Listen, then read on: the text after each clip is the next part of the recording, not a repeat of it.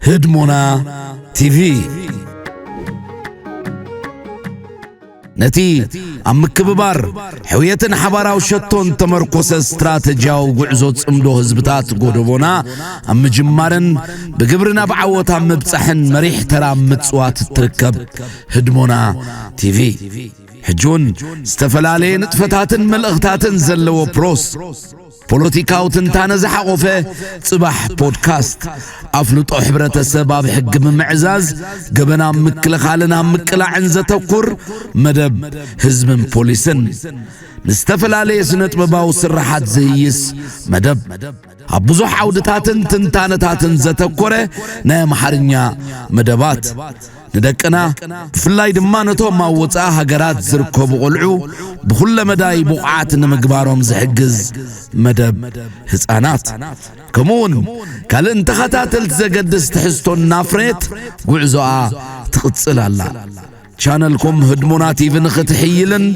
ناب كله نختبصحن شير لايك كومنت بمغبار ابركوتو ما يفليا تحستوتاتكم بس مليونات تختاتل تهدمونا تيفي ختلالي تدليو سبوانين ون معصونا وترو روحويو هدمونا تيفي كينو channel من قسقاس خون زبقع تيفي هدمونا تيفي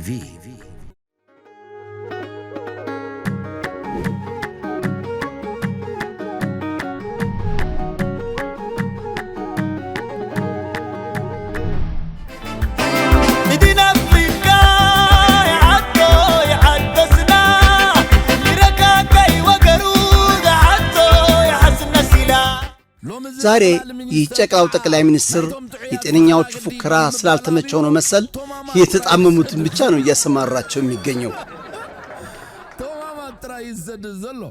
የባህር በር ጥያቄ ጉዳይ ምላሽ እንዲያገኝ ማንኛውም ነገር ከሰላማዊ ትግል ጀምሬ እስከ መጨረሻው ደም ጠብታ ድረስ ለሀገሬ ለመስራት የባህር ወደቧ እንዲመለስ ለማድረግ ከፍተኛ ጥረት በማህበረሰብ አረጋለሁ።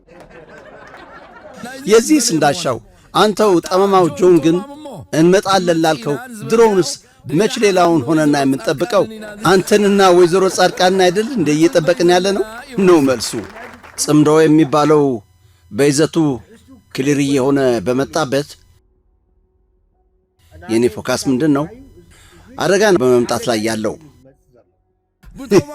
በጠማሞችና በጎማዶች እየተጎተተች የምትገኘው የብልጽግና እቁብ መቼስ ጉዳዮች ሰፍተውባት ይዘውና ተጨብጠው ስለጠፋት ተመልከቱት። አቴን ሳሞራ ይህ ጠማማው ሳሞራ ስለ ጽምዶ በተጠየቀ ጊዜ ግንባሩ ላይ ያለችው ስርጉድ ልትፈነዳ እስክትደርስ ሲክለፈለፍ ተመልከቱት። ምንድነው ጽምዶ ብሎ ነገር? ጽምዶ ምናምን ምንድነው? እኔ ለሳሞራ አልመልስለትም። ይህ ትግራዋይ ደህና አድርጎ ይገልጸዋል። ቀንደኛው ትግራይን ያፈረሰው ሳሞራ ያኑስ ነው። ሳሞራ ማለት አደገኛው ጸረ ትግራይና ከአብይ በላይ ሊታይ የሚችል ነው። በክህደቱ እኛ በማናውቀው መንገድ አብይ አህመድን ወደ ስልጣን ያመጣ ሰው ነው። ሁሉንም አመቻችቶና አስተካክሎ የግል ጥቅሞችን ለይቶ በማወቅ ለትግራይ እልቂት ጦርነትን ያዋለደ ሰው ነው። በጣም አደገኛ ሰው እሱ መሆኑን እኔ በውስጤ ይዤዋለሁ። እምነቴም እሱ ነው። በጣም አደገኛ ሰው እዚህ መሆኑ አና አውሽታይ ይዘለሁ እምነቴ ውድ እዚህ በእግረ መንገድ ሳሞራና ጻድቃን በጎሪት ሲታዩ እንደሚውሉ የአዲስ አበባ ወፍ ነግራኛለች። ቁጥር ሁለቱን ጠማማ ደግሞ አዳምጡት። ኤርትራ ውስጥ ያለው መንግስት ወልቃይት የኔ ነው ብሎ ነው የሚያስበው እያለ ነው። ዛሬስ ምን እንደምንላቸው ግራ ገባን እኮ ጃል። ሰው ካለምንም ማፍረት እንዲዋሻል እንዴ? ሻዕቢያ ወደ ምዕራብ ትግራይ እንድንገባ አይፈልግም። ከፌደራል መንግስት በላይ እንድንገባ አይፈልግም ሻዕቢያ። ለምንድነው እንድንገባ የማይፈልገው ሻዕቢያ? ምክንያት አሉት። ምዕራብ ትግራይ ህሞራ ኤርትራ ነው የሚል አሳሰብ ያለው ነው። የኛ ነው ይሄ የሚል አሳሰብ አለው። በጌምድር ምላሽ እኮ ነው የሚለው። በጌምድር ምላሽ ሁሉ የኤርትራ ነው ብሎ ነው የሚያስበው። በሌላ በኩል ደግሞ አዋሳኞቻችን አማራ ናቸው ብሎ የሚያስብ ኃይል ነው። ትግራይ ወልቃይት አይደለም ብሎ የሚያስብ ኃይል ነው። ዞሮ ጽምዶ ያስፈልገንም ለማለት ነው ዓላማው። ካሁን ወዲያ አንተ ዋሽተህ የምታታለው ህዝብ የለም። ጽምዶ እንደሚያስፈልጋቸውና እንደማያስፈልጋቸው እነዚያ የጀመሩት ሁለቱም ህዝቦች ራሳቸው አውቀውት እየሰሩበት ነው። ላንተ ግን ያችው የእኛን አንሰጥም የሌላውን አንፈልግም የምትለውን የውድ ሻውል ዘፈን እጋብዝሃለሁ። ሻዕቢያ እንዴት እንደሆነ ግልጽ ይሆንልሃል።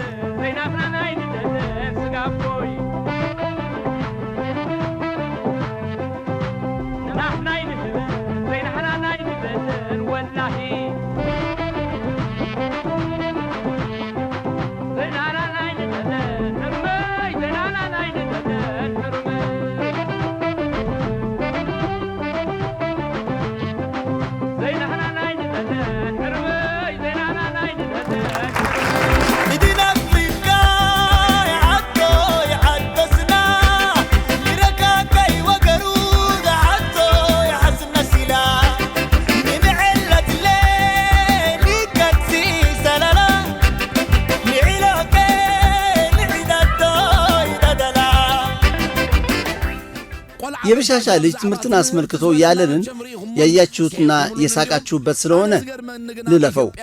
እኔ የሚገርመኝ ግን ኢትዮጵያ ውስጥ ቀለም ቀመሶች እንዴት ብለው ነው በራስ መተማመን መንፈስ መድረክ ላይ ወጥተው ማይክሮፎን ጨብጠው በካሜራ እየተቀረጹ አፋቸው ያመጣላቸውን የሚናገሩት? እንደው የግርም ነው የሚለኝ። እዚህ ላይ አንዳንድ ሰዎች አወል ሰዒድ ሸምድዶ ነው የሚናገረው ሲሉ ሰምቼ ነበር። አዎ በሀገራችን እንዲሁ ዝም ብለህ ያሰኘህን መለፈፍ ክልክል ነው። በሀገራችን ሕዝብ በገዛ ራስህ ዛር ሰዎችን መበታተን ክልክል ነው። እኔ ምሁር ነኝ ብለህ በአፍህ ፈርስ መዘርገፍ ክልክል ነው። በሀገራችን ዛሬ ደስ ብሎኛልና ሁለት ሀገሮችን አናቁራለሁ ብለህ በማሰብ ማይክሮፎን ጨበጠ ማጓራት አዎን ክልክል ነው። ስለዚህ አጥንተን ሸምድደንና ተጠንቅቀን ነው የምንናገረው።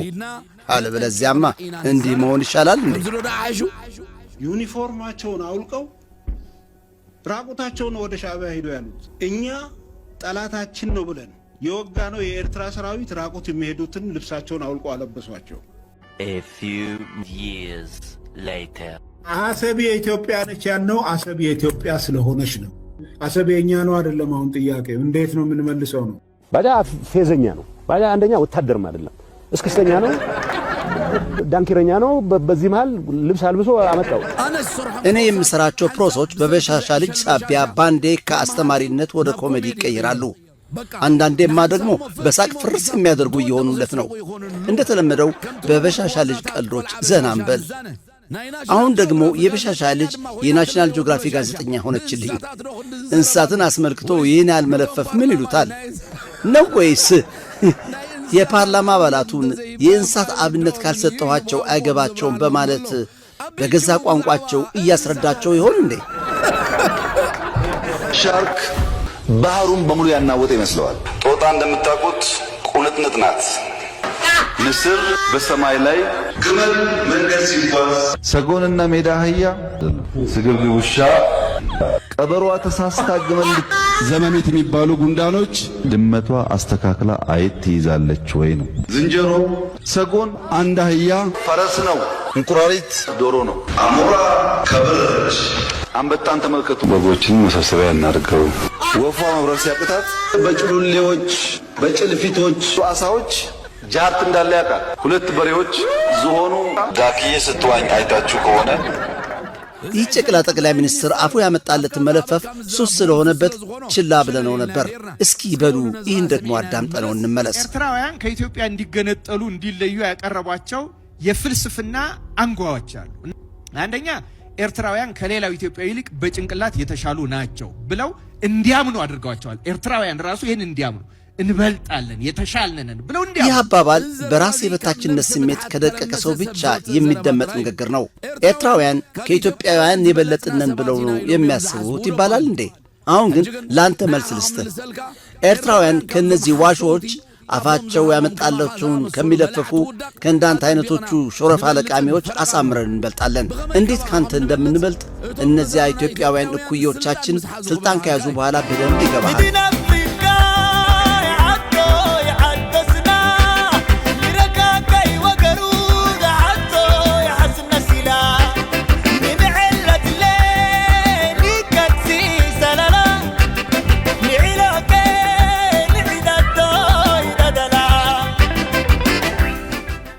ዘወይ ይላል ተኸሲኖ።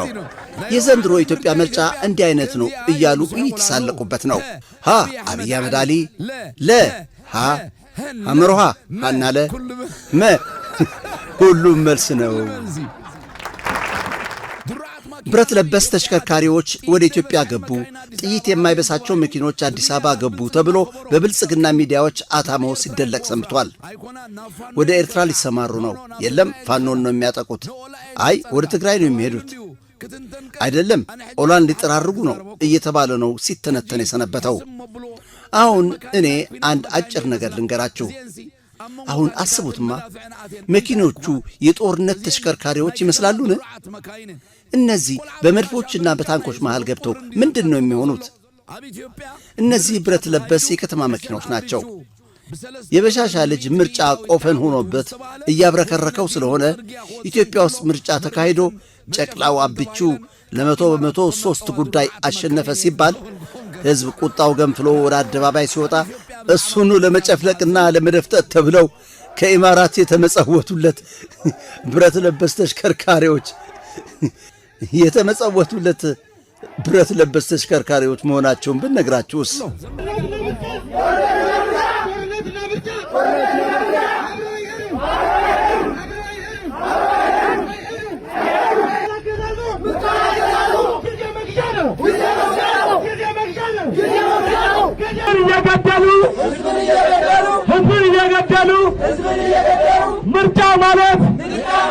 ምርጫ ማለት የህልም ቅዠት ነው።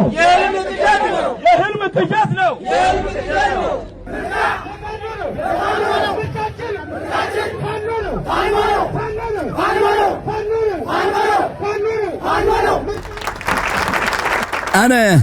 እኔ ራሴ ተዋናይ ስለነበርኩ የማደንቃቸው ተዋናዮች አሉኝ። ከአዲስ አበባ የማደንቃቸው ተዋናያን ደግሞ ሸዋፈራውና አብይ አህመድ አሊ ናቸው። የሁለቱን ተውኔት እንመልከት። ኢትዮጵያና ኤርትራን ከሚለዩት ወንዞች አንዱ ጥራ ዋነኛነት የሚታወቀው ማን? ኢትዮጵያና ኤርትራን የሚለይ ዋነኛነት የሚታወቅ ወንዝ አለ። ቀይ ባህር።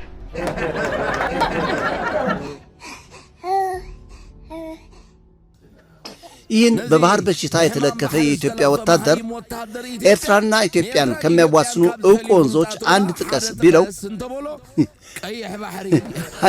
ቢለው ቀይ ባህር በማለት ነው የመለሰው። ይህ ሸዋፈራው ይባላል። ይህን ደግሞ ተመልከቱት። ክስተቱ ባጋጠመ ጊዜ በሩጫ ወደ ኢሚሬት ነው ሄደው። ዱባይ ሆነው ሲያስነጥሳቸው ኢትዮጵያ ውስጥ ሆኖ ይማራቸው የሚለው አሽከር የአገሩን ጉዳይ ትቶ ኢማራት ነው የሰነበተው። ከዚያ ከተመለሰ በኋላ ተመልከቱት በድሃ ሕዝቦች ሕይወት ከናጫፋሪዎቹ ድራማ ሲተውን።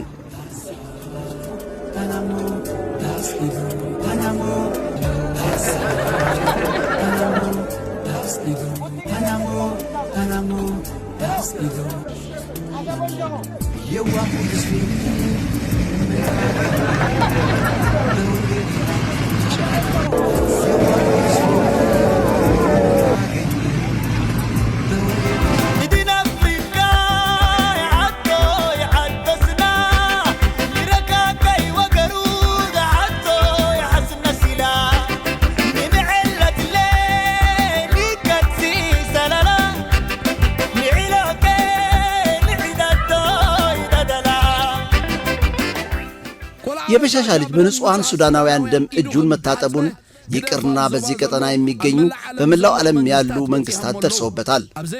የእርጎ ዝንባቱን የተባለው ጨቅላ ከሱዳን ምን እየጠበቀው እንደሆነ ደግሞ አዳምጡ። ከበላይ አመራር መመሪያ ብቻ ነው በመጠባበቅ ላይ ያለ ነው።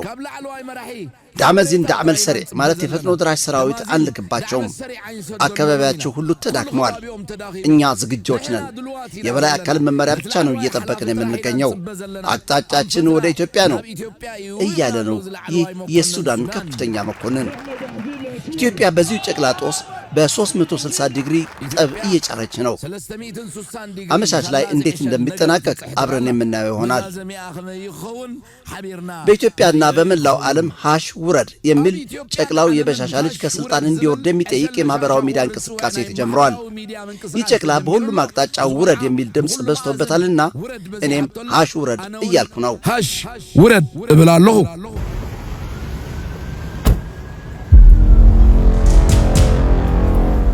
ውረድ ውረድ። እንቀጥል። ዛሬ ብዙ እንስቃለን። ይህን ዜና አዳምጠን ማንመለስ። የኢትዮጵያ የመከላከያ ሰራዊት የህዝብ ብዛትን ለመቀነስ ከጽንስ መከላከያ ክኒን የበለጠ ነው ተባለ። ሉፕን በመቅበር ጽንስን መከላከል ካልተቻለ ቦምብ በመቅበር ግን ትውልድ እንዳይቀጥል ማድረግ ይቻላል ሲል ገለጸ። ማለት ምን ያገናኘዋል? ቦምብ በመቅበር ግን ወለዶ ከም ዘይቅጽል ምግባር ይከኣል እዩ ክብል ናይ ኢትዮጵያ ሚኒስተር ሕርሻ ሚኒስተር ሕርሻ ገሊጹ እንታይ ይረኸቦ ትውልድ እንዳይቀጥል ማድረግ ይቻላል ሲል የኢትዮጵያ አርብቶ አደሮች ህብረት ተናገረ። ምን ያገናኛል?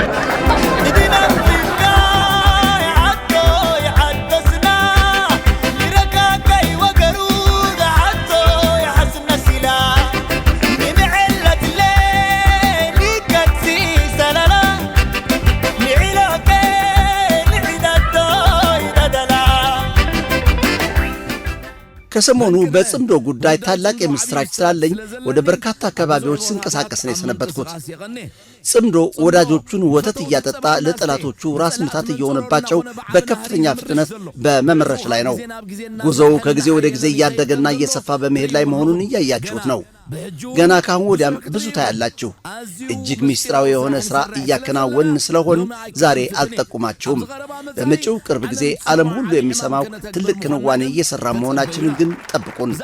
ጽምዶን በተመለከተ የሚመለከታቸው የሻዕቢያ አካላት ያሉትን አሰማችኋለሁ ብያችሁ ነበር።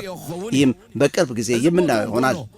ይህ ከቦታው ላይ እንዳለ ሆኖ ለዛሬ ግን ደጋግሜ ጦርነት የለም እንድል የሚገፋፋኝን የብልጽግና ስርዓት ውድቀትን የሚያመላክት ሸልኮ የወጣ ኢትዮጵያ ቁልቁል እየነጎደች መሆኗን የሚያሳይ የብልጽግና ሰነድና የኤርትራን በመርህ ላይ ተመሰረተ አቋምን የሚያረጋግጥ የአሜሪካ መንግስትን ሰነድ በማነጻጸር እንድንመለከት ነው የመጣሁት። ወደዚያው እናምራ። ከዚህ በመቀጠል ገና ጽምዶ ይቀጥላል። የትና የት እንደሚደርስ ቆየት ብለን የምናየው ይሆናል። አሁን ግን ኤርትራና አሜሪካን ከአንድ ስምምነት ላይ የሚያደርስ በቀጥታ እኛን የሚመለከት በአፍሪካ ጉዳዮች ከፍተኛ ጽሕፈት ቤት አባል በሆኑት ኒክ ቼከር የተዘጋጀ አሜሪካ ፈርስት ኢን አፍሪካ ከሚል መመሪያ ጋር አያይዤ በአፍሪካ የአሜሪካን ጉዳዮች የሚገልጽ ከሀገራዊ ጥቅሞቻችን ጋር የሚጣጣምና በአብዛኛው ኤርትራ ከምታምንባቸው ነጥቦች ጋር የሚስማማውን ጽሑፍ ጨመቅ አድርጌ አቀርብላችኋለሁ።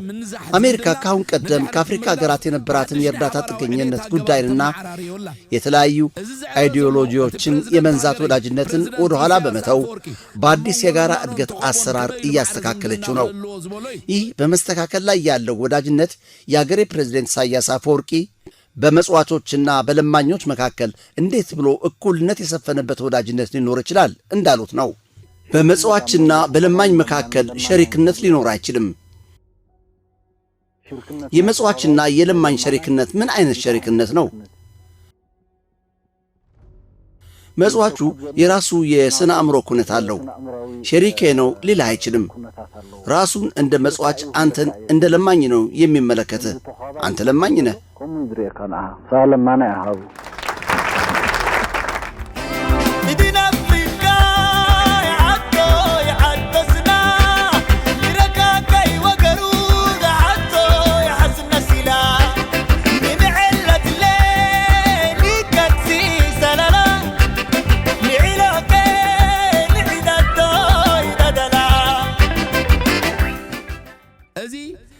አሜሪካ መመጽወትን አቋርጣ የአፍሪካ ሀገሮችን እንደ አገሮች በመቁጠር ከነሱ ጋር በጋራ ለመስራት ተነሳስታለች። ከአህጉሪቷ አገሮች ጋር ጥብቅ ግንኙነቶች በማካሄድ ላይ ነው ተጠምደን የምንገኘው። ፕሬዚደንት ትራምፕ በሁለተኛ ፈረቃ የስልጣን ዘመናቸው አንደኛ ዓመት ላይ ከ13 የአፍሪካ ሀገሮች መሪዎች ጋር ተገናኝተዋል። ይህ በዚህ ጽሕፈት ቤት ታሪክ የበዛው ቁጥር ነው። ይህ አሃዝ አሜሪካ ከአፍሪካ ሀገሮች ጋር ታካሄዳቸው የነበሩትን ግንኙነቶች ቀጥላበታለች ብቻ ሳይሆን በአዲስ አቅጣጫ በተጠናከረ መልኩ ወደፊት እየገፋችበት መሆኗን የሚያሳይ ነው። እየተካሄዱ ያሉት በፕሬዝዳንት ትራምፕ አስተዳደር የወጡ የ2025 ዓ.ም የናሽናል ሴኪሪቲ ስትራቴጂዎች አቅጣጫ የያዙ ናቸው። ይህ አዲስ ስትራቴጂ ከቀዝቃዛው ጦርነት በኋላ አሜሪካ ዋነኛ አገራዊ ጥቅሞቿን የምታስጠብቅበት ግልጽ መንገድ ነው። ባለፉት 30 ዓመታት የነበረውን አምባገነንነት የሚቀይር ስር ነቀል ግን ደግሞ ወሳኝና የግድ መተግበር ያለበት እርምት ሰጭ እርምጃ ነው። ይህ ስትራቴጂክ አቀራረብ የረጋ ጥቅሞቹ ግልጽ ድንበር ያላቸው ናቸው። ሴክሬታሪ ሩቢዮ ከሌሎች ሀገሮች ጋር ያለንን ግንኙነት የሚያስመዝን የአገራዊ ጥቅሞቻችን መስፈርት ነው እንዳለው ዲፕሎማሲያችን አንድን ወገን ብቻ በሚጠቅም መልክ የተያዘ አካሄድ ነው ሲከተል የቆየው። በአሁኑ ጊዜ በዲፕሎማሲ ስኬታማ እንድንሆን አገሮች እኛ መሆን አለባቸው ብለን እንደምናስበው እንዲሆኑ ከማስገደድ ይልቅ እንዳለ ወዳጅነት መፍጠር አለብን የሚል አሳሰብ ይዘን መሄድ አለብን። ወዳጅነት መፍጠር ያለውን ኩነት መደገፍ ማለት አይደለም። ያለውን ፖለቲካዊ ኩነት መቀበልና ከንቱ የአገር ውስጥ ተቀባይነት ለማግኘት አለመሞከር ነው። ከሱ ይልቅ የሀገራትን ሉዓላዊነት የሚያከብር የዲፕሎማሲ ግንኙነት በመፍጠር ላይ መስራት አለብን። የምንመሰረታቸው ግንኙነቶች በእሴቶችና በመከባበር ላይ የተመረኮዙ የሕዝብን ባህልና የህብረተሰብን ጨዋነት የማይነኩ እንዲሆኑና ከሀገሪቱ ጋር ደግሞ የአሜሪካ ተቋማት ልቅ በሆነ መንገድ እጃቸውን ከሚያስገቡ ይልቅ ወሳኝ በሆኑት ሕዝብ እንዳይሰደድና በሰላም እንዲኖር ማድረግ በሚያስችሉ እንቅስቃሴዎች መስራትና መመሪያ መስጠት የበለጠው አማራጭ ይሆናል ይላል። ይህን መሰረት በማድረግ በሶስት ትላልቅ መስኮች ላይ እንነጋገራለን። አንደኛ የንግድ ዲፕሎማሲ፣ ሁለተኛ በውጭ ድጋፍ ወይ እርዳታ ላይ ዳግመ ግምት ስለማድረግ፣ ሶስተኛ ደግሞ የግጭቶች ምህደራና አፈታታቸው ናቸው።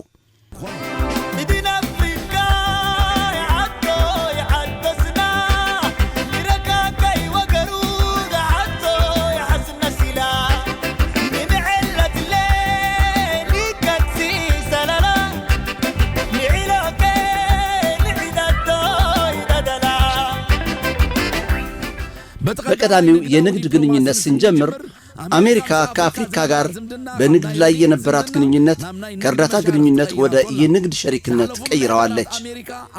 ያለፉት የአሜሪካ አስተዳደሮች ትኩረታቸውን እርዳታ ላይ በማድረግ ነው ሲሰሩ የቆዩት። የትራምፕ አስተዳደር ግን ግንኙነቱ ይበልጥ አስተማማኝና ዘላቂ እንዲሆን ወደ የንግድና የኢንቨስትመንት ወዳጅነት እንዲሆን ነው የሰራው። በአሁኑ ጊዜ የአፍሪካ ሀገሮች እንደ ተመጽዋቾች ሳይሆን እንደ የንግድ ሸሪኮች አድርገን ነው የምንመለከታቸው። የአሜሪካ በአፍሪካ ኢንቨስትመንት የአሜሪካ ገበያዎች አሳድጓቸዋል ብቻ ሳይሆን አፍሪካ ያሏትን የተለያዩ የተፈጥሮ ጸጋዎች እንድንጠቀምባቸው እድል የሚከፍት ነው። መለስ ብለን ከተመለከትን አፍሪካ በዓለም ታላቋ የንግድ እድሎች ያሏት አህጉር ናት። በዓለም ቀልጣፋ የኢኮኖሚ እድገት በማሳየት ላይ ካሉት 20 ሀገሮች ውስጥ 9ኙ የአፍሪካ ሀገሮች ናቸው። በ2050 ዓ.ም የዓለማችን 1/4ኛው ሕዝብ በአፍሪካ ነው የሚኖረው።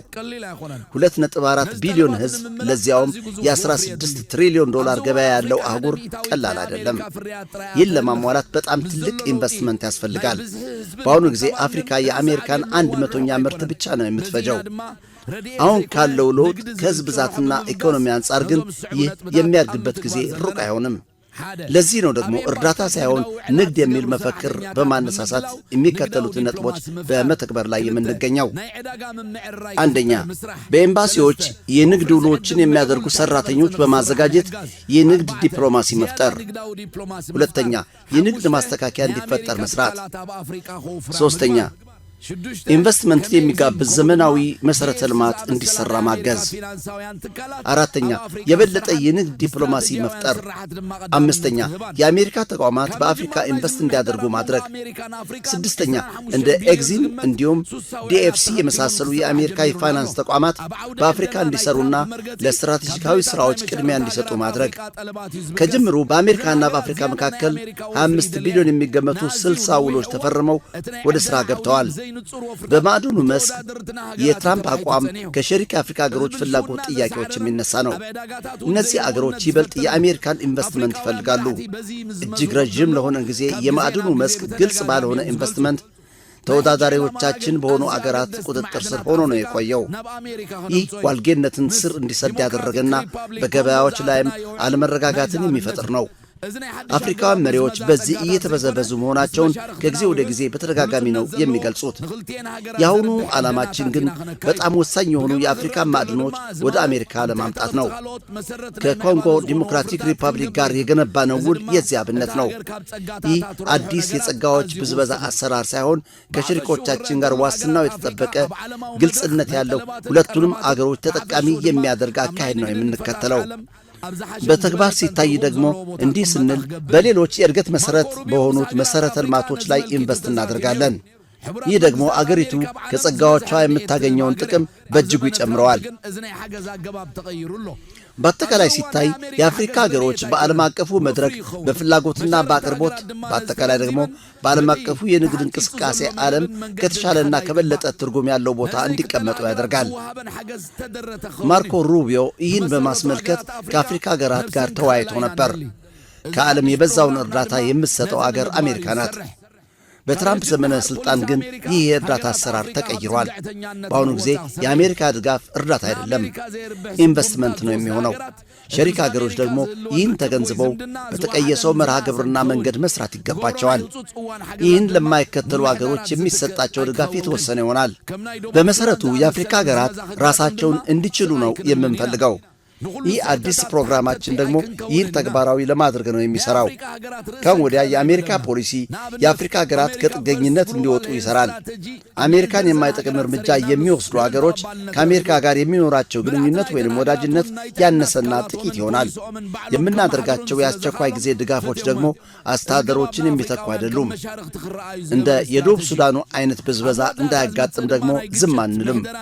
ለሁሉም ስህተቶች ተጠያቂዎች አንሆንም።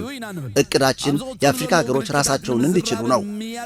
ለምሳሌ አሜሪካን ፈርስት ግሎባል ሄልዝ ስትራቴጂ ከደርዘን በላይ በሆኑ ሀገሮች ሰርተንበት ከፍተኛ ተቀባይነትን አግኝቷል።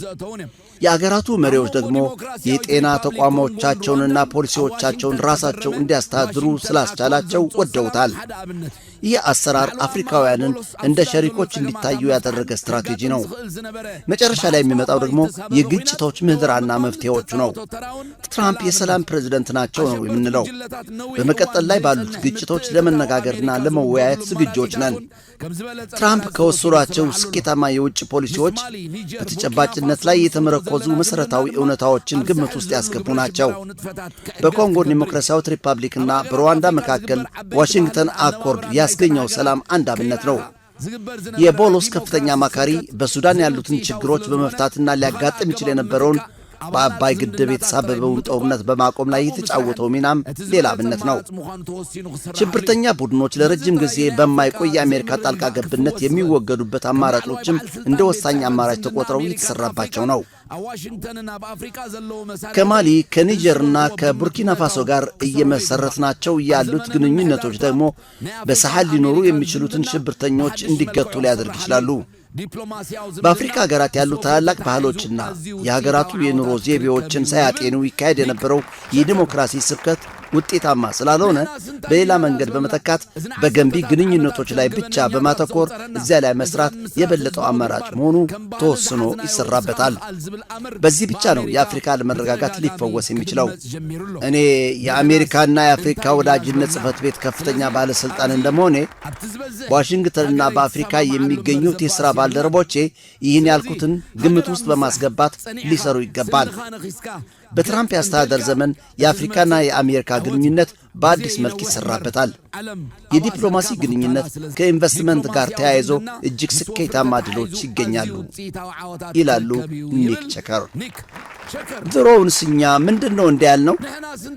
ይህ ለ10 ዓመታት እንደ ወንጀለኞች ያስቆጠረን፣ ይህ ከሕዝባዊ ግንባር ምስረታ ጊዜ ጀምረን እንደ ባህል አድርገን የያዝነው ራስን መቻል የሚል ነገር ድሮውንስ እኛ ምንድን ነው እንዲያል ነው?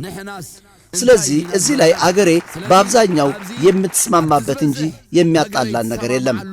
ስለዚህ አገርን በመገንባት ላይ በጽናትና ጥርስን በመንከስ ገትረ ፍንክች ካላልክ ቀጥሎ የሚመጣው ድል ነው።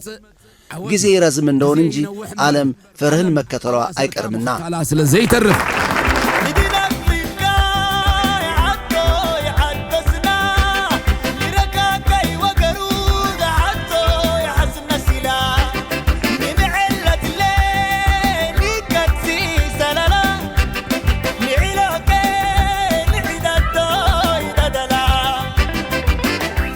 በሉን ነው አሜሪካ እንዲህ ካለች ኤርትራ ወዴት አቅጣጫ እየሄደች እንደሆነችና ኢትዮጵያ ወዴት እያሽቆለቆለች እንደሆነች የሚያሳይ ሸልኮ የወጣውን የብልጽግና ፓርቲ ሰነድ እንደወረደ አነብላችኋለሁ። ብልጽግና ፓርቲ የህልውና ስጋቶች ትንተናና ስትራቴጂክ የመፍትሄ አማራጮች 1 መግቢያ 1.1 ከድል ማማ ወደ ህልውና አፋፍ የብልጽግና ፓርቲ ከተመሰረተበት ዕለት አንስቶ ኢትዮጵያን ካለፈው ስርዓት አፈና አውጥቶ ወደ አዲስ የዲሞክራሲና የኢኮኖሚ ምዕራፍ ለማሸጋገር ያደረገው ጉዞ በስኬቶች የተሞላ ነው። ባለፉት ጥቂት ዓመታት በሀገሪቱ ታሪክ ታይቶ በማይታወቅ ሁኔታ ግዙፍ የልማት ፕሮጀክቶችን በማጠናቀቅ የመንግስትን የውስጥና የውጭ ገቢ በማሳደግ እንዲሁም የህዳሴውን ግድብ ግንባታና የውሃ አሞላል ወደማይመለስበት ደረጃ በማድረስ ፓርቲያችን ለኢትዮጵያ አዲስ ተስፋ መሆኑን በተግባር አሳይቷል። በተለይም በሰሜኑ ጦርነት ወቅት የገጠመንን ዓለም አቀፋዊና ውስጣዊ የጥፋት ሴራዎች በወታደራዊና በዲፕሎማሲያዊ ጥበብ በመቀልበስ የአገሪቱን አንድነት አስጠብቀን ለፕሪቶሪያው የሰላም ስምምነት መብቃታችን የፓርቲያችንን የአመራር ብስለትና ጽናት የሚያረጋግጥ ታላቅ ድል ነው በማለት ይጀምራል። በመቀጠልም የሾለከው ሰነድ ሁሉንም ችግሮቻቸውንና ውድመቶቻቸውን እንዲህ በማለት ይገልጸዋል። ይሁን እንጂ አሁን የደረስንበት ወቅት እነዚህን በደምና ባጥንት የተገነቡ ስኬቶቻችንን ከስር መሠረታቸው ሊነቅሉ የሚችሉ አዳዲስና ውስብስብ ስጋቶች የታዩበት ነው። ባለፉት ዓመታት ያስመዘገብናቸው ድሎች በጠላቶቻችን ዘንድ ከፍተኛ ቅናትንና የጥፋት ተልእኮን ቀስቅሰዋል። ቀደም ሲል በተናጠል ሊንቀሳቀሱ የነበሩ የውስጥና የውጭ የጥፋት ኃይሎች አሁን ላይ የብልጽግናን ሥርዓት ማስወገድ በሚል የጋራ አጀንዳ ስር መቧደናቸው የሥልጣን ቀጣይነታችንን በከፍተኛ አደጋ ላይ ጥሎታል። ይህ ሰነድ የተዘጋጀበት ምክንያት ፓርቲያችን አሁን ያለበትን ነባራዊ ሁኔታ ከከፍተኛ የፖለቲካና የደህንነት ሚዛን አንጻር ለመገምገም ነው። በአሁኑ ወቅት በአራቱም ማዕዘናት የተደቀኑብን አደጋዎች ማለትም የህወሓትና የትግራይ ሊቃን ዳግም ማንሰራራት፣ የአልቡርሃን ሱዳንና የግብፅ ስትራቴጂያዊ ጥምረት፣ በአማራ ክልል ያለው የፋኖ የትጥቅ እንቅስቃሴ እንዲሁም የሻዕቢያ ቀጥተኛና ተዘዋዋሪ ጣልቃ ገብነት በአንድነት ተቀናጅተው ሥርዓቱን የመናድ ዓላማ ይዘው ተነስተዋል። እነዚህ ኃይሎች የእኛን ዲፕሎማሲያዊ ክፍተቶችና የውስጥ አመራር ድክመቶችን እንደ መልካም አጋጣሚ እየተጠቀሙባቸው ይገኛሉ። በመሆኑም ይህ ስትራቴጂክ ሰነድ ያለፉትን ድሎቻችንን መነሻ በማድረግ አሁን የገጠመንን የከበባ አደጋ እንዴት በረቀቀ ፖለቲካዊና ደህንነታዊ ብልሃት መቀልበስ እንደምንችል ዝርዝር የድርጊት መመሪያዎችን ያቀርባል። አመራሩ ከድል ማግስት በሚመጣ መዘናጋት ውስጥ ሳይሆን በከፍተኛ ንቃትና በታማኝነት የሥርዓቱን ህልውና ለማስቀጠል ዝግጁ እንዲሆን ጥሪ ያቀርባል። የብልጽግና ጉዞ ሊቀጥል የሚችለው አሁን የተጋረጡብንን እሳተ ገሞራዎች በጊዜና በብቃት ማርገብ ስንችል ብቻ እንደሆነ ታውቆ እያንዳንዱ የአመራር አባል ነቅቶ ሥርዓቱን ይጠብቅ ዘንድ ከፍተኛ ለተባሉ የመንግሥት አመራሮች ይህ ሰነድ ተዘጋጅቷል። 2 የስትራቴጂክ ስጋቶች ትንተና 2.1 ህወሓትና የትግራይ ፖለቲካዊ ወይም ወታደራዊ ልሂቅ በአሁኑ ወቅት በትግራይ ፖለቲካ ውስጥ የታየው መዋቅራዊ ስንጥቅ ለብልጽግና ፓርቲ ስትራቴጂካዊ ዕድልና ከፍተኛ ስጋትን አጣምሮ የያዘ ክስተት ሆኗል። ቀደም ሲል በድርጅቱ ውስጥ የነበረው የሐሳብ ልዩነት አብቅቶ በጌታቸው ረዳ የሚመራው መጠነኛ አንጃ ከትግራይ ክልላዊ መስተዳድርና ከህወሓት መዋቅር ሙሉ በሙሉ ተባሮ መውጣቱ አዲስ ምዕራፍ ከፍቷል። ይህ ክንፍ አዲስ አበባን ማዕከል በማድረግ ስምረት የተባለ የፖለቲካ ፓርቲ መስርቶ ከፌዴራሉ መንግሥት ጋር በጽኑ መለጠፉ በክልሉ ያለውን የኃይል ሚዛን ለብቻው ወደሚቆጣጠረው የደብረ ጽዮን ገብረ ሚካኤል ክንፍ አጋድለዋል። የስምረት ፓርቲ አመራሮች አሁን ላይ የፌዴራሉ መንግስት ወታደራዊ እርምጃ ወስዶ ህወሓትን እንዲደመስስ በይፋ መጠየቃቸው ለስርዓታችን የፕሮፓጋንዳ ሥራ ትልቅ ግብዓት ቢሆንም በውስጠ ታዋቂነት ግን ትልቅ አደጋ ደቅኗል። በክልሉ የቀረውና በጽንፈኛ ሊቃን የሚመራው ህወሓት የጌታቸው ረዳን ቡድን እንደ ከዳተኛና የፌዴራሉ ተላላኪ አድርጎ በመሳል በትግራይ ህዝብ ዘንድ ያለውን የድጋፍ መሰረት ይበልጥ እንዲያጠብቅና እኛና እነሱ የሚለውን የጠላትነት ትረካ እንዲያጎላብት ረድቶታል። ይህ ሁኔታ በትግራይ ውስጥ ያለውን ወታደራዊ ልሂቅ ይበልጥ ወደ መከላከል ዝግጁነት እንዲገባና ከመቼውም ጊዜ በላይ ራሱን እንዲያደራጅ አስገድዶታል።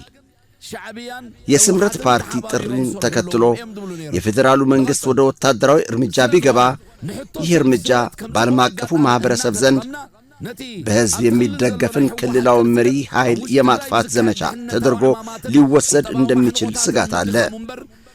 በሌላ በኩል ህወሓት አሁን ባለው ነባራዊ ሁኔታ ከሌሎች የአገሪቱ አማጺ ኃይሎች በተለይም ከፋኖና ከሻዕቢያ ጋር ስልታዊ ትብብር ለመፍጠር ያለው ዕድል ሰፊ መሆኑ ፓርቲያችንና መንግሥታችንን አጣብቅኝ ውስጥ የሚከት ነው ይላል።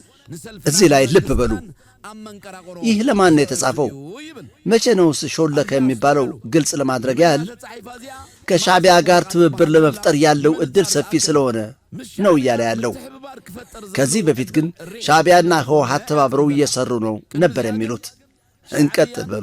ስለሆነም የስምረት ፓርቲን ጥያቄ እንደ ግብዓት እየተጠቀምን በክልሉ ያለውን የህወሓት መዋቅር ግን ከውስጥ በሚደረግ የደህንነት ሥራና በኢኮኖሚ ማነቆዎች ማዳከም እንጂ አሁን ባለንበት ወታደራዊና ዲፕሎማሲያዊ ቁመና ወደ ቀጥተኛ ጦርነት መግባት ለሥርዓታችን ውድቀት መፋጠን ምክንያት ሊሆን ይችላል ይላል። ስለዚህ ጦርነት የለም ካስባሉኝ ምክንያቶች አንዱ ይህ ነው። በሉ እንቀጥል። አሁንም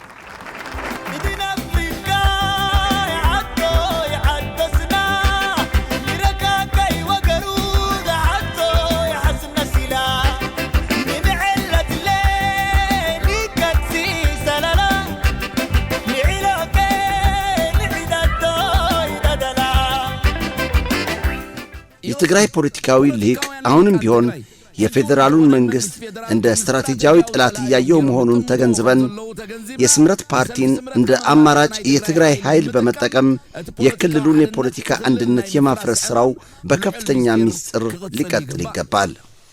2.2 የሱዳን አልቡርሃን ቡድንና የግብፅ ስልታዊ ጣልቃ ገብነት። በሱዳን እየተካሄደ ያለው የእርስ በርስ ጦርነት መልክ እየቀየረ መምጣቱ ለፓርቲያችንም ሆነ ለመንግሥታችን የቀጣይ ሥልጣን ጉዞ እጅግ አሳሳቢው የውጭ ስጋት ሆኖ ተመዝግቧል። በጀኔራል አብዱልፈታህ አልቡርሃን የሚመራው የሱዳን ጦር ማለትም ኤስኤኤፍ ከመላው ቀጠና ተሸንፋ እየወጣች ያለችውን የተባበሩት አረብ ኤሚሬቶች ደጋፊ የነበረውን የፈጥኖ ድራሽ ኃይል ማለትም አርኤስኤፍ ድል እያደረገ መምጣቱ በምስራቅ አፍሪካ ያለውን የኃይል ሚዛን በእጅጉ ቀይሮታል። ይህ ድል የኢትዮጵያ ስትራቴጂክ ወዳጅ የነበሩትን ኃይሎች የሚያዳክም ብቻ ሳይሆን የቀጥታ ጠላታችን የሆነችውን የግብፅን እጅ እስከ ደጃፋችን ይዞ መጥቷል።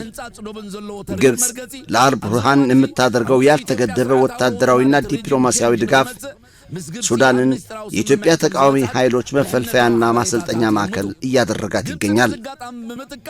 አልቡርሃን በህዳሴው ግድብና በድንበር ማካለል ጥያቄዎች ዙሪያ ካለው ጽኑ አቋም ባሻገር አሁን ላይ በኢትዮጵያ ውስጥ ሥርዓታዊ ለውጥ ማለትም ሬጂም ቼንጅ እንዲመጣ ከግብፅ ጋር ምስጢራዊ ስምምነት ላይ መድረሱን የደህንነት መረጃዎች ይጠቁማሉ። ግብፅ ይህንን አጋጣሚ በመጠቀም በሱዳን በኩል የጦር መሳሪያና የገንዘብ ድጋፍ ወደ ኢትዮጵያ አማጽያን በተለይም ወደ ፋኖና ወደ ተወሰኑ የህወሓት ክንፎች እንዲፈስ በማድረግ ሀገሪቱን ከውስጥ የማዳከም ሥራዋን በከፍተኛ ፍጥነት ገፍታበታለች። የአልቡርሃን ጦር በሱዳን ውስጥ የበላይነቱን ባረጋገጠ ቁጥር የኢትዮጵያ ምዕራባዊ ድንበር ለጠላት ሰርጎ ገቦች ይበልጥ ክፍት እየሆነ ይሄዳል። ይህ ደግሞ በሱዳን በኩል የሚደረገውን የኮንትሮባንድና የህገወጥ የሰዎች ዝውውር ለፖለቲካ ዓላማ በመዋል በኢትዮጵያ ላይ የኢኮኖሚና የደህንነት ጫና ለመፍጠር ይውላል። ከዚህም በላይ የሱዳን ጦር ከሻዕቢያ ጋር እየፈጠረ ያለው አዲስ ወታደራዊ ትብብር ኢትዮጵያን ከሰሜንና ከምዕራብ በቀንድ አውጣ ስልት የመቁረጥ ማለትም ፒንሰር ሙቭመንት አደጋ ደቅኗል። ግብፅ በሱዳንና በኤርትራ በኩል የምትዘረጋው ይህ የከበባ ሰንሰለት ፓርቲያችንና መንግሥታችን በቀጠናው ያለውን ዲፕሎማሲያዊ ተሰሚነት እንዲያጣና በዓለም አቀፍ ደረጃ የተገለለ እንዲሆን ለማድረግ ያለመ ነው። አልቡርሃን በሱዳን ውስጥ የሚያገኘው እያንዳንዱ ወታደራዊ ድል በኢትዮጵያ ውስጥ ለሚንቀሳቀሱ ጸረ ሥርዓት ኃይሎች የሞራልና የቁሳቁስ ስንቅ እየሆነ በመምጣቱ ይህንን የሱዳን ግብፅ ጥምረት በዲፕሎማሲያዊ መንገድ ማፍረስ ካልተቻለ ለሥርዓታችን ሕልውና አደጋ እንደሚሆን መገንዘብ ያስፈልጋል።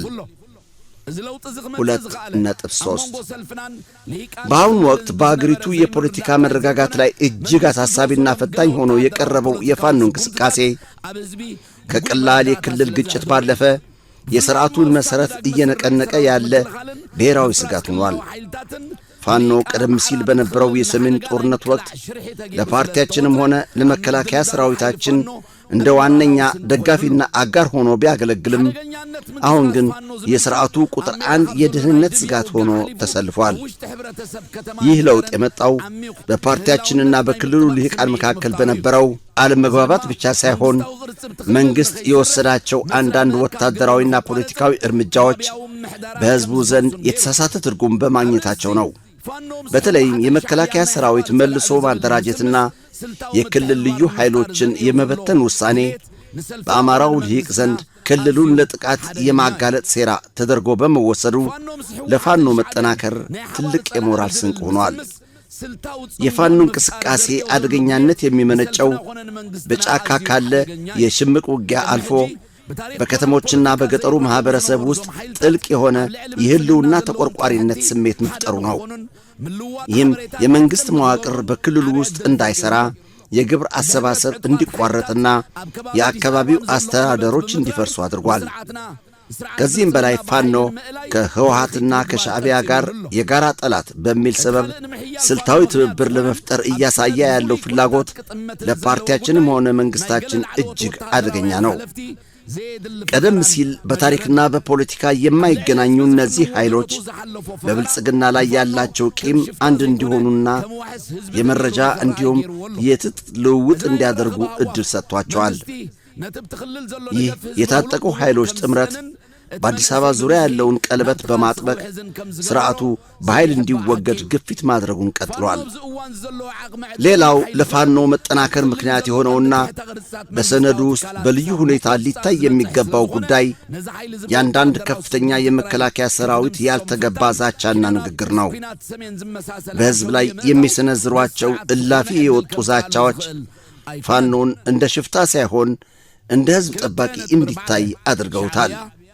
ይህ የኮሙኒኬሽን ስህተት መንግሥት በክልሉ ያለውን የሕዝብ ድጋፍ ሙሉ በሙሉ እንዲያጣና ወጣቱ በብዛት ወደ ትግሉ እንዲቀላቀል ማድረጉ የአደባባይ ምስጢር ነው።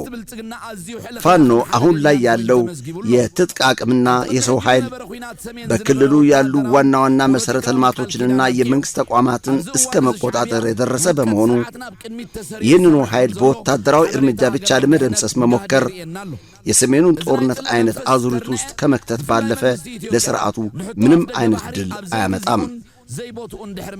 2.4 ሻዕቢያ ማለት ኤርትራ ከስትራቴጂያዊ ወዳጅነት ወደ ህልውና ስጋት። የሻዕቢያ ወይም የኤርትራ መንግሥት ወቅታዊ አቋምና በኢትዮጵያ የውስጥ ጉዳይ ላይ ያለው ጣልቃ ገብነት ለመንግሥት ሥልጣን ቀጣይነት እጅግ ውስብስብና አደገኛ ስጋት ሆኖ ተመዝግበዋል። ቀደም ሲል በነበረው የሰሜኑ ጦርነት ወቅት የነበረው ወታደራዊና ፖለቲካዊ ጋብቻ አብቅቶ አሁን ላይ ሻዕቢያ ለሥርዓታችን መውደቅ በግንባር ቀደምትነት እየሠራ መሆኑን የደህንነት መረጃዎች በግልጽ ያሳያሉ። ይህ የጠላትነት መንፈስ የገነገነው በተለይ መንግሥት የባሕር በር ጥያቄን ያለ ጊዜውና ያለ ቦታው ማንሳቱን ተከትሎ ነው። የህወሓት ጉዳይ በፕሪቶሪያ ስምምነት ሙሉ በሙሉ እልባት ሳያገኝና በትግራይ በኩል ያለው ስጋት ሳይወገድ የኤርትራን ሉዓላዊነት የሚነካ በሚመስል መልክ የባህር በር አጀንዳን ወደ አደባባይ ማውጣታችን ሻዕቢያን የሚያህል ታሪካዊና ልምድ ያለው ጠላት በድጋሚ በላያችን ላይ እንዲቀሰቀስ አድርጓል። ይህች አባባል ስለተመቸችኝ ደግማታለሁ። የባህር በር አጀንዳን በይፋ ማንሳታችን ይላል ሻዕቢያን ያክል ታሪካዊና ተሞክሮ ያለው ጠላት ዳግም በላያችን ላይ እንዲነሳ አድርጎታል። ነፍስያ ትነግራለች ይላሉ። እንዲህ ነው ሻዕቢያ አሁን ላይ የኢትዮጵያን የውስጥ ክፍተቶች በረቀቀ መንገድ እየተጠቀመ ይገኛል። በተለይም በአማራ ክልል የሚንቀሳቀሰውን የፋኖ ኃይል በሎጂስቲክስ በስልጠናና በመረጃ በመርዳት የፌዴራሉን መንግስት ወታደራዊ አቅም እንዲዳከም እያደረገ ነው።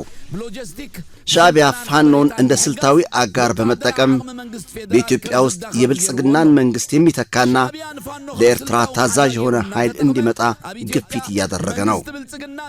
ከዚህም በላይ ሻዕቢያ ከሱዳኑ አልቡርሃን ቡድንና ከግብጽ ጋር በመቀናጀት የሶስትዮሽ የከበባ ስልት በመዘርጋት ኢትዮጵያን በቀጠናው ገለልተኛ የማድረግና የማዳከም ሰፊ ሥራ እየሠራ ይገኛል።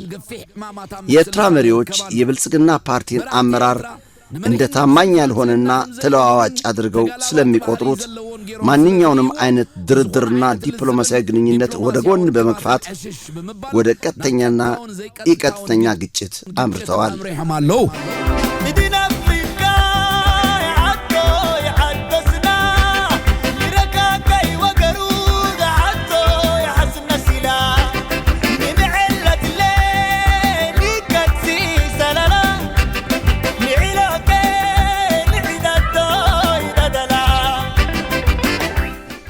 በመከላከያ አመራሮቻችን በኩል የሚሰነዘሩት ያልተመጠኑ ዛቻዎችና ቀይ ባህርን በኃይል እንቆጣጠራለን የሚሉ ንግግሮች ሻዕቢያ በትግራይና በአማራ ክልል የሚገኙ ጸረ መንግሥት ኃይሎችን እንዲያስታጥቅና እንዲያስተባብር ወርቃማ ዕድል ሰጥቶታል።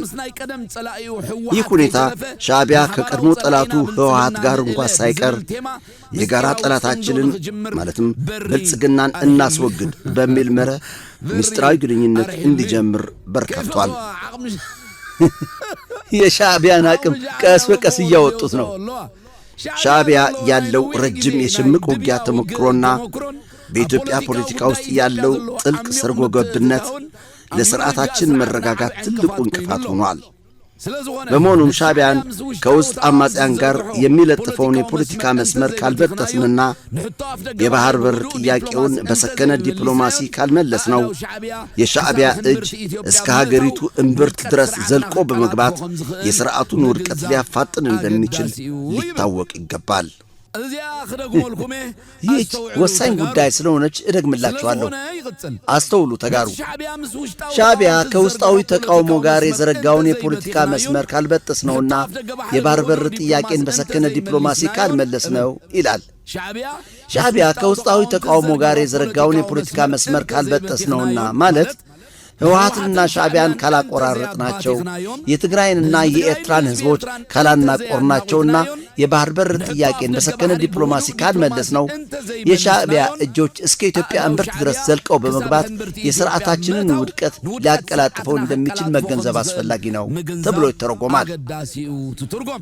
አስተውሉ። ይህን የሚያጠናክር የሻዕቢያን የስለላ አቅም የሚያጎላ አንዲት ትንሽ የአወል ሰዕድ ቪዲዮ ልጋብዛችሁ። 3 የመፍትሄ ሐሳቦችና ስትራቴጂያዊ የድርጊት መመሪያዎች 3.1 የጠላት ቅደም ተከተልን መለየትና መከፋፈል ማለትም ስትራቴጂክ ዲካፕሊንግ። መንግሥት አሁን የገጠሙትን 4 ወሳኝ ስጋቶች ማለትም ህወሓት፣ አልቡርሃን፣ ፋኖና ሻዕቢያን በአንድ ወጥ ግንባር ማስተናገድ የማይችልበት ደረጃ ላይ መድረሱን በቅድሚያ ማመን ይኖርብናል። እኔ እስከዚህ ውጭ ምን ብዬ ነበር እንዴ? እነዚህ ኃይሎች በጋራ በማለት ይቀጥላል። የብልጽግናን ሥርዓት ማስወገድ በሚል መሪ ቃል መጠላለፋቸው ለፓርቲያችንም ሆነ መንግሥታችን ወታደራዊና ፖለቲካዊ አቅም ከባድ ፈተና ሆኗል። በመሆኑም የስልጣን ዕድሜያችንን ለማራዘም ዋነኛውና ብቸኛው አማራጭ ስትራቴጂካዊ መከፋፈል ማለትም ስትራቴጂክ ዲካፕሊንግ ነው። ይህ ስልት በጠላቶቻችን መካከል ያለውን የታሪክ የርዕዮተ ዓለምና የጥቅም ግጭት በመጠቀም አንዱን ከሌላው የመነጠልና እርስ በርስ የማጋጨት ጥበብ ላይ የተመሠረተ ነው። በመጀመሪያ ደረጃ በትግራይና በአማራ ልሂቃን መካከል የተፈጠረውን የጋራ ጠላት ተረክ በአስቸኳይ መስበር ይኖርብናል። ፋኖና ህወሓት በታሪክም ሆነ በይዞታ ጥያቄ በተለይ በወልቃይትና ራያ ጉዳይ ያላቸው ልዩነት ሊታረቅ የማይችል መሆኑን በመረዳት በሁለቱ መካከል ያለውን ጥርጣሬ መልሶ መቀስቀስ ያስፈልጋል። የስምረት ፓርቲን ጥያቄ ለጊዜው ወደ ጎን በማድረግ በትግራይ ያለውን የደብረ ጽዮን ክንፍ ከሻዕቢያና ከፋኖ ጋር እንዳይለጠፍ ለማድረግ ልዩ የድርድር መስመር መክፈት ግድ ይላል። የትግራይን ሕዝብ ከሻዕቢያ ጥቃት የምንከላከልልህ እኛንን በሚል ስሌት ወደ ፌዴራል መንግሥቱ ማስጠጋት ሻዕቢያ በኢትዮጵያ የውስጥ ጉዳይ ላይ ያለውን ተጽዕኖ በእጅጉ ይቀንሰዋል።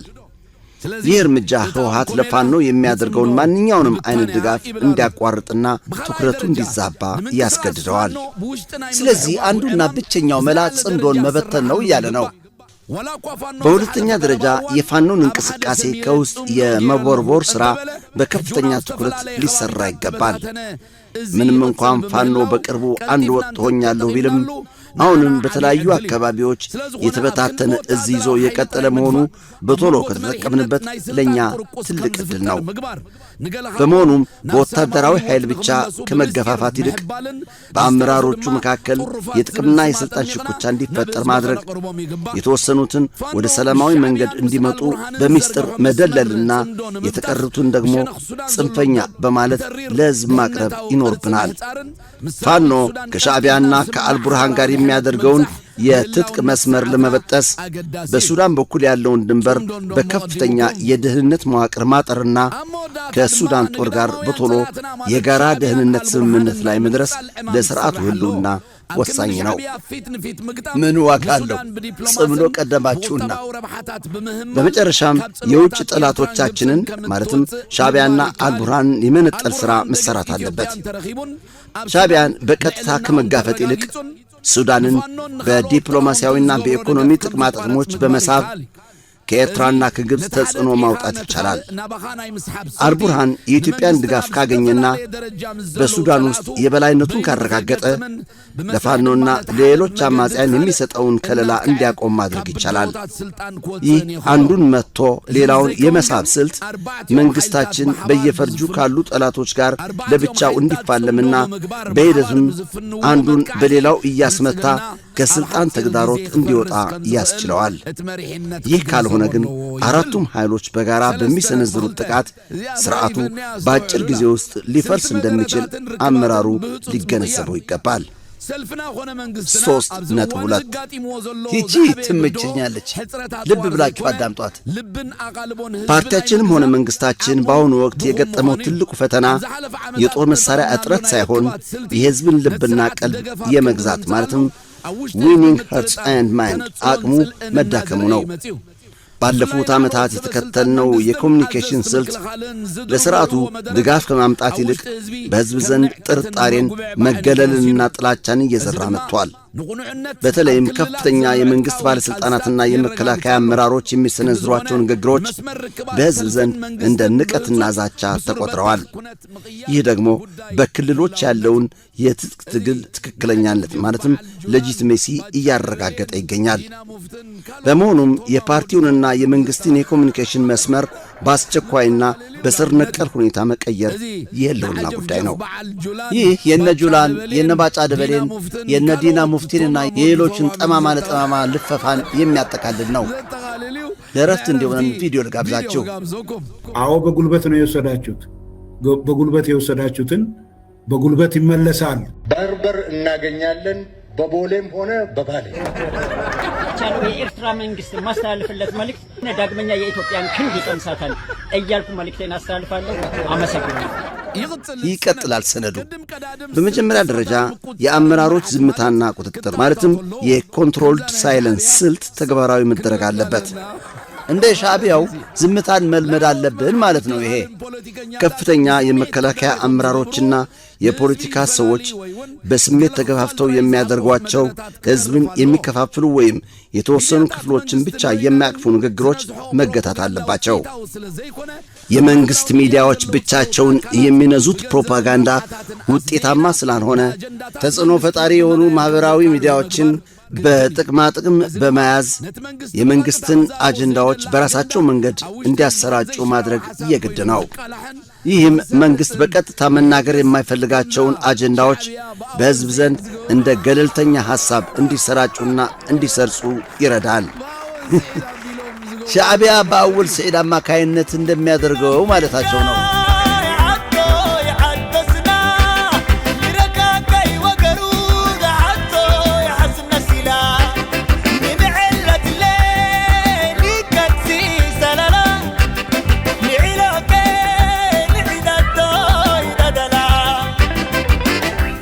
የሕዝቡን ሀገር የመከላከል ስሜት ዳግም ለመቀስቀስ ፖለቲካዊ ፉክክሩን ወደ ህልውና ጦርነት ትርክት በመቀየር የሰራዊቱን ሞራልና የሕዝቡን ድጋፍ መልሶ መገንባት ለሥርዓቱ ቀጣይነት ወሳኝ መፍትሄ ነው። 3.3 የባህር በር አጀንዳን ወደ ዲፕሎማሲያዊ ረድፍ መመለስ። ፓርቲያችንና መንግስታችን የባህር በር ጥያቄን በወቅታዊ አጀንዳነት ወደ አደባባይ ማውጣቱ ምንም እንኳን ታሪካዊና ኢኮኖሚያዊ ፍትሐዊነት ቢኖረውም በስትራቴጂክ ደረጃ ግን የሥርዓቱን ዕድሜ አደጋ ላይ የጣለ የቅደም ተከተል ማለትም የፕራዮሪቲ ስህተት ነበር።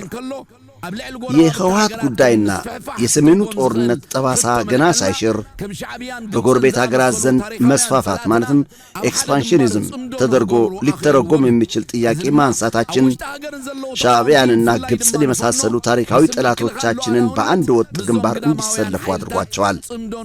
ይህ ደግሞ በአገር ውስጥ ያሉ አማጽያን በተለይ ፋኖ ከእነዚህ የውጭ ኃይሎች ጋር የሉዓላዊነት ተከላካይ በሚል ስም እንዲቆራኙ ወርቃማ ዕድል ሰጥቷል። በመሆኑም ሥርዓቱ ከገባበት ቀጠናዊ ከበባ እንዲወጣ የባህር በር አጀንዳውን በአስቸኳይ ከወታደራዊና ከፖለቲካዊ ፉከራ አውጥቶ ወደ ረቂቅ የዲፕሎማሲ ረድፍ መመለስ የግድ ነው። በመጀመሪያ ደረጃ ወታደራዊ አማራጭ የሚለውን ተረክ ሙሉ በሙሉ ከጠረጴዛው ላይ ማንሳትና በምትኩ የጋራ ብልጽግናና የንግድ ትስስር በሚሉ ለስላሳ ቃላት መተካት ይኖርብናል። ሻዕቢያ አሁን ላይ ፋኖንና ሌሎች አማጽያንን የሚያስታጥቅበት ዋነኛው ሰበብ ኢትዮጵያ ልትወረን ነው የሚል ስጋት ስለሆነ ይህንን ስጋት የሚያረግብ ዲፕሎማሲያዊ ዋስትና መስጠት ያስፈልጋል። ይህም ሻዕቢያ በኢትዮጵያ የውስጥ ጉዳይ ላይ ያለውን ቀጥተኛ ጣልቃ ገብነት እንዲቀንስና አማጽያኑን የመከላከያ ጋሻ ማድረጉን እንዲያቆም ያስገድደዋል። የባህር በር ጥያቄው ከሉዓላዊነት ይልቅ የንግድና የኢኮኖሚ ጉዳይ መሆኑን ለዓለም አቀፉ ማኅበረሰብ በማሳመን የጎረቤት አገራት በኢትዮጵያ ላይ ያላቸውን የጋራ ስጋት ማርገብ ይገባል። በሁለተኛ ደረጃ ከኤርትራ ይልቅ ትኩረታችንን ወደ ሌሎች አማራጮች ለምሳሌ ወደ ሶማሊላንድ ወይም ኬንያ በማዞር ሻዕቢያን ከጨዋታው ውጭ ማድረግና በዲፕሎማሲያዊ መንገድ ማግለል ያስፈልጋል። የባህር በር አጀንዳው በኤርትራ ላይ ብቻ ያነጣጠረ መስሎ መታየቱ ሻዕቢያ ከግብፅና ከሱዳን ጋር ያለውን ወታደራዊ ትብብር እንዲያጠናክር አድርጎታል። ስለዚህ አጀንዳውን ባለብዙ ወገን ማለትም መልቲላተራል በማድረግና የተለያዩ የባህር በር አማራጮችን በማሳየት የኤርትራን ስትራቴጂያዊ ጠቀሜታና ስጋት መቀነስ ይቻላል።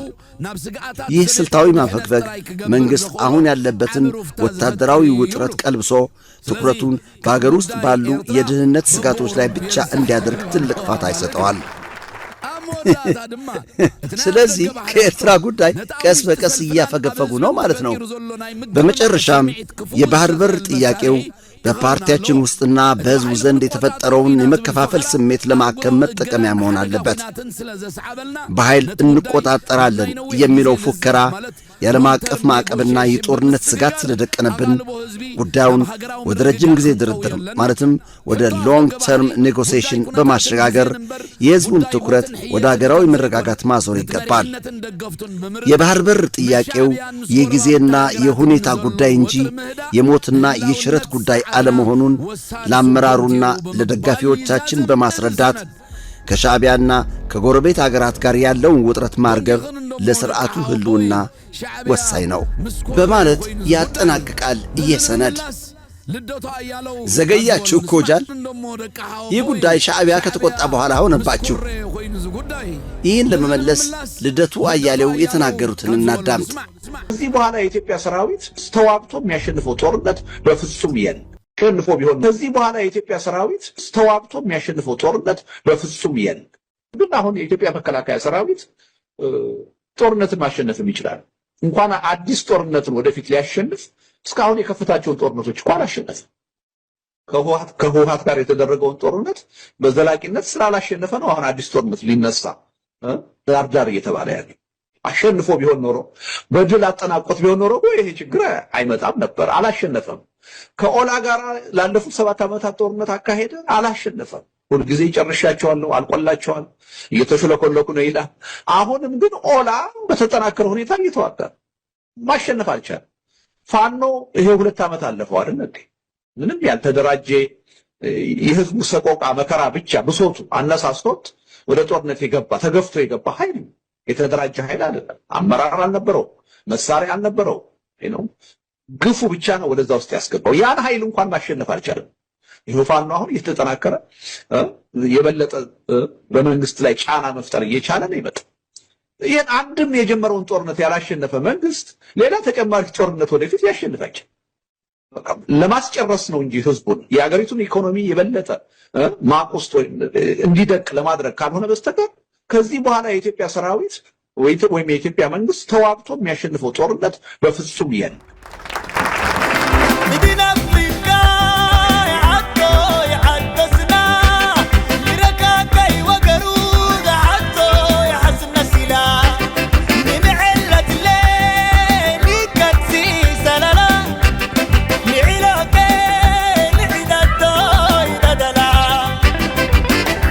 አሁንም አቶ ልደቱ አያሌው ኢትዮጵያን የመሰለ ድሃ አገር ራሷ በቋፍ ውስጥ ያለች ሄዳ ኤርትራያን ተቆጣጥራ እንዴት አይነት ዓለም አቀፍ ዕውቅና ነው ሊገኝ የሚችለው?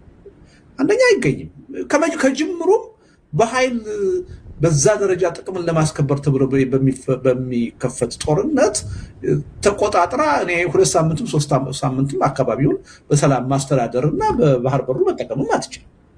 አሁን ያለው የኃይል ሁኔታ ያንን ይፈቅድም ማለት ነው። እና ከብዙ አቅጣጫ ከውስጣዊ አቅማችንም አንፃር ካየኸው፣ ከቅደም ተከተልም አንፃር ካየኸው፣ ከዓለም አቀፍ ተቀባይነትም አንፃር ካየኸው በምንም መመዘኛ ይሄ የማያዋጣ ፕሮጀክት ነው። እውነቱን ልንገርህ፣ ይሄ መንግስት ከምንም ነገር በላይ ለራሱ የስልጣን የበላይነት በጣም የሚጨነቅ መንግስት ነው። እውነቱን ለመናገር አገሬ ስለሚጎዳ ነው እንጂ ይህን ጦርነት አሁን አሰብን በጉልበት ይይዛለሁ ብሎ በዛ ደረጃ ጦርነት ቢያስነሳ ከምንም ነገር በላይ የራሱን እድሜ ነው የሚያሳጥረው። የባህር በር ጥያቄን እኛ ባናሳካው ልጆቻችን ያሳኩታል ይል ነበር ይጨቅላ። የኤርትራ መልስ ደግሞ ከአያቶቻችን እስከኛ ድረስ ከኛ ደግሞ እስከ የነዚህ ጥፊ ድረስ ነው የሚል ነው የሚሆነው መልሱ።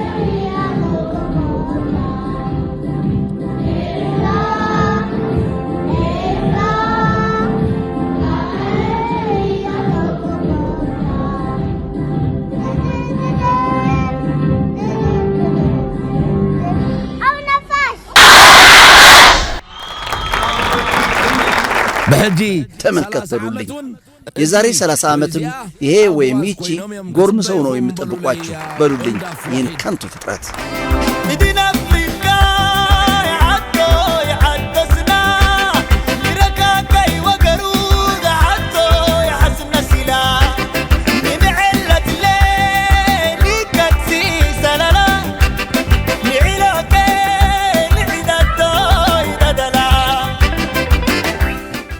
ሰበር ዜናም አለ። 3 ነዳጅ የጫኑ የአብይ አህመድ መርከቦች ታግተው ጉዳያቸው ዘይት ነገር ሆኗል። ዘይት ነገር ኮይኑሎ ታጋይ ገብረ ሚካኤል ግርማ እየተባለ በደደቢት ሚዲያ ከቢንያም ጋር ቃለ መጠይቅ ሲያደርግ ሲሰጋ ተመልክቼዋለሁ። ጥያቄዋ ስለሳበችኝ ተከታተልኳት። ታጋይ ገብረ ሚካኤል ግርማይ በኤርትራ በኩል ለማስገባት ተፈቅደውልናል ሲለው ቢንያም መቼ ይለዋል። እዚህ ላይ ግን ሲሰጋ አይቼዋለሁ። መምህር አብርሃ ተክሉ ማብራሪያ ሰጥቶታል። ይህን ጉዳይ በተመለከተ ጽምዶ ታዲያ ለእንዲህ አይነቱ ኩነት ካረዳ ለመቼ ሊሆን ነው የሚል ጥያቄም አለ። የትግራይ ሕዝብ ተቸግሯል። ለምንድን ነው የሚቸገረው የሚል ጥያቄ የሚያነሳን ልንሰማው የሚገባን ይመስለኛል። ለምሳሌ የነዳጅ ጥረት አለ። ለምን በኤርትራ በኩል አይገባም? ሁሉም አቅርቦቶች ለምን በኤርትራ በኩል አይገቡም? የሚሉ ጥያቄዎች ይነሳሉ።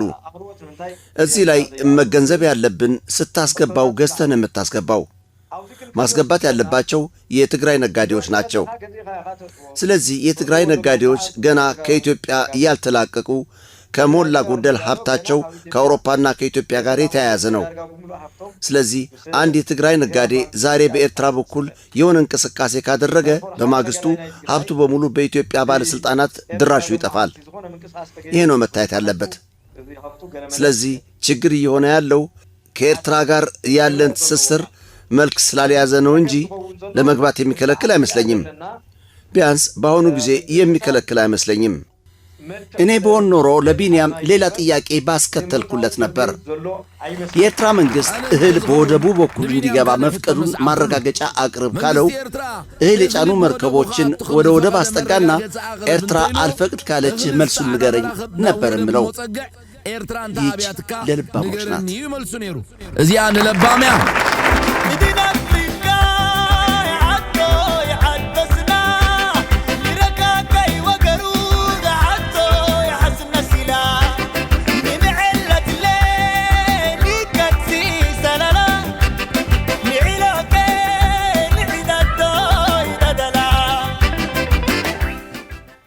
ቪዲዮን በተማጽኖ ላጠናቅ። በስሜት የምንናገርና የምንተነትን ብልሆችን ሁን እባካችሁን። ቀጠናችን በዚህ ጨቅላ ጦስ ወደ የዘመናት ደም የመፋሰስ ሁኔታ እንዳይገባ ነገሮችን በእርጋታ መመርመር ሊያስፈልገን ነው። ትልቁና አስተማማኙ አዋጭው መላ ደግሞ ሰላማዊ ጽምዶ ብቻ ነው። ጽምዶ ለሰላምና ለመልካም ጉርብትና። እነሆ በሽራሮ የጽምዶ አደራጅ አካላት በሌሉበት ሕዝብ ራሱ ከኤርትራ ብድግ ብሎ እህል ውሃውን ጭኖ ከትግራይ ሕዝብ ጋር ተደባልቆ የዋለበት ክስተት የኤርትራንና የትግራይን ግንኙነት ለማጠናከር የሽራሮ ኩስሚ መድኃኔዓለምን ምክንያት በማድረግ ኤርትራውያን ከቤት ንብረታቸው የተፈናቀሉ ሕዝቦችን ለመርዳት የሚውል ከ400 በላይ ኩንታል እህል በመያዝ ወደ ሽራሮ በኤርትራ ኮድዋን ሰሌዳ ያላቸው መኪኖች ሸራሮ ዘው ብለው መግባታቸውን ሰምታችሁ ይሆን? ይህ ጽምዶ ሕዝባዊ ማዕበል መሆኑን የሚያሳይ ክስተት ነው። እዚ ጽምዶ ሕዝባዊ ማዕበል ምዃኑ ዘርኢ ክስተት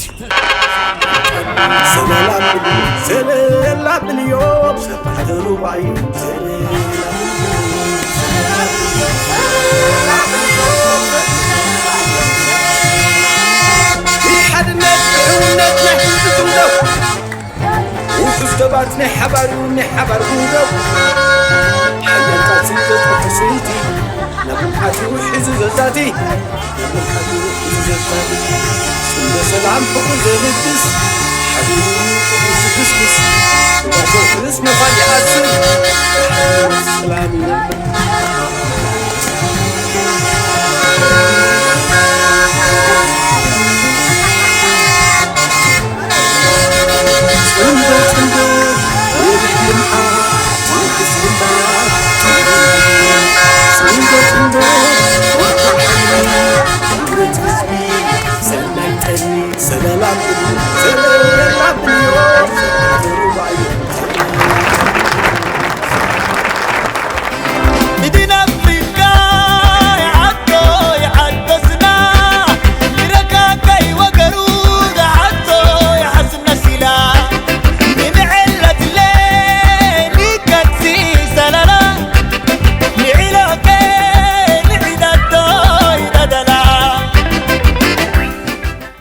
አስተውሉ።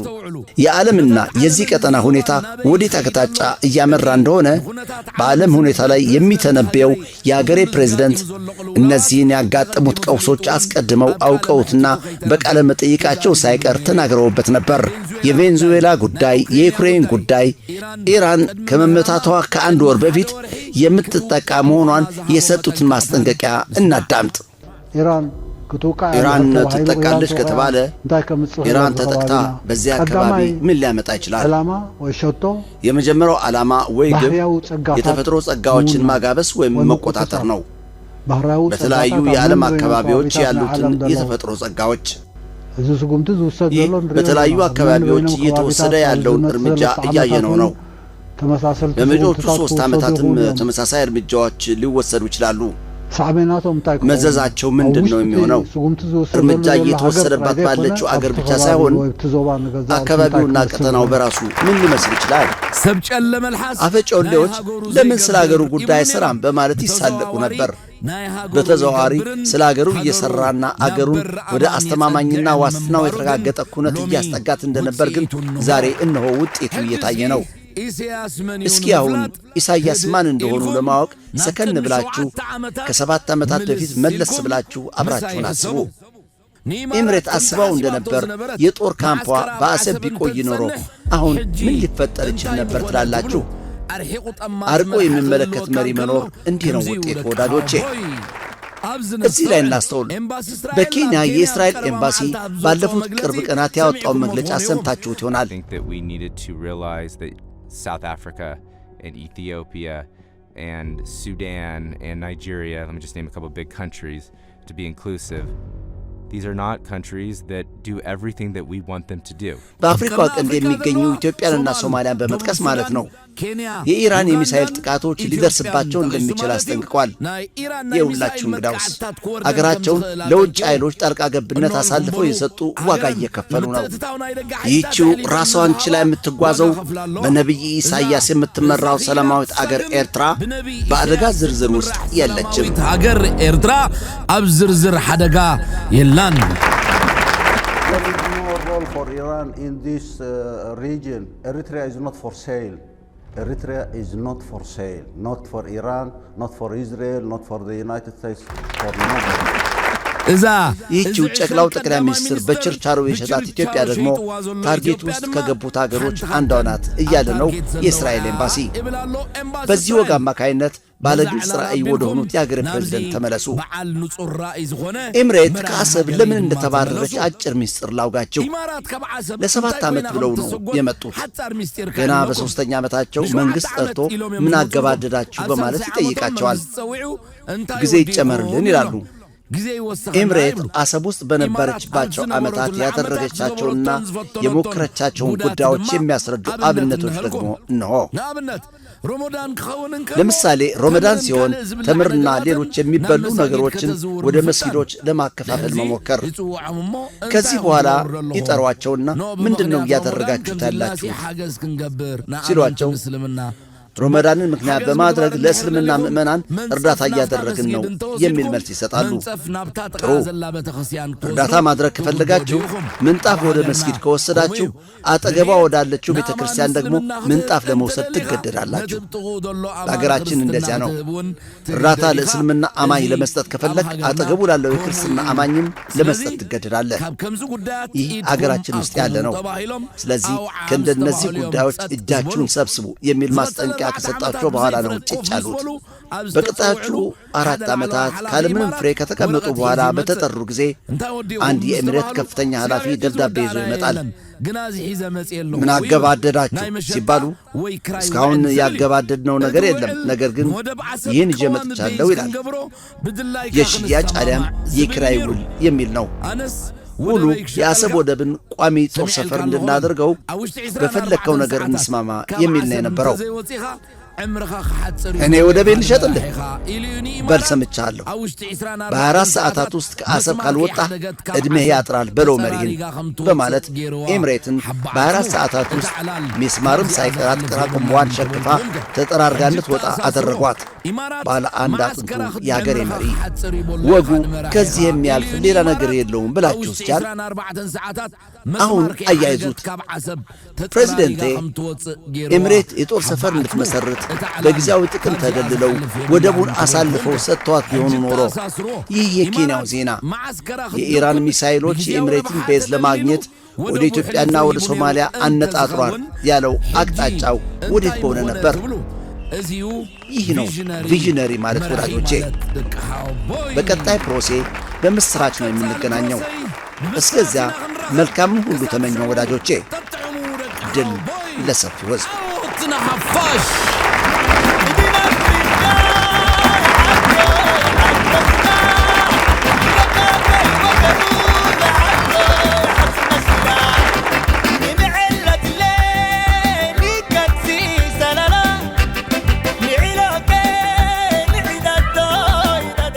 ህድሞና ቲቪ ነቲ ኣብ ምክብባር ሕውየትን ሓባራዊ ሸቶን ተመርኮሰ ስትራቴጂያዊ ጉዕዞ ጽምዶ ህዝብታት ጎደቦና ኣብ ምጅማርን ብግብርና ብዓወታ ምብጻሕን መሪሕ ተራ ምጽዋት ትርከብ ህድሞና ቲቪ ሕጁን ዝተፈላለየ ንጥፈታትን መልእኽታትን ዘለዎ ፕሮስ ፖለቲካዊ ትንታነ ዝሓቆፈ ጽባሕ ፖድካስት ኣፍልጦ ሕብረተሰብ ኣብ ሕጊ ምምዕዛዝ ገበና ምክልኻልን ኣብ ምቅላዕን ዘተኩር መደብ ህዝብን ፖሊስን ንዝተፈላለየ ስነ ጥበባዊ ስራሓት ዝህይስ መደብ ኣብ ብዙሕ ዓውድታትን ትንታነታትን ዘተኮረ ናይ ኣምሓርኛ መደባት ንደቅና ብፍላይ ድማ ነቶም ኣብ ወፃኢ ሃገራት ዝርከቡ ቆልዑ ብኹለ መዳይ ብቕዓት ንምግባሮም ዝሕግዝ መደብ ህፃናት ከምኡውን ካልእ ተኸታተልቲ ዘገድስ ትሕዝቶን ናፍሬት ጉዕዞኣ ትቕጽል ኣላ። ቻነልኩም ህድሞና ቲቪ ንኽትሕይልን ናብ ኩሉ ንኽትበጽሕን ሼር፣ ላይክ፣ ኮመንት ብምግባር ኣበርክቶኹም ኣይፈለያ። ትሕዝቶታትኩም ምስ ሚልዮናት ተኸታተልቲ ህድሞና ቲቪ ኽተላልዩ ትደልዩ ሰብ ዋኒንውን ማዕጾና ወትሩ ርሕው እዩ። ህድሞና ቲቪ ኪኖ ቻነል ምንቅስቓስ ክኸውን ዝበቕዐ ቲቪ ህድሞና ቲቪ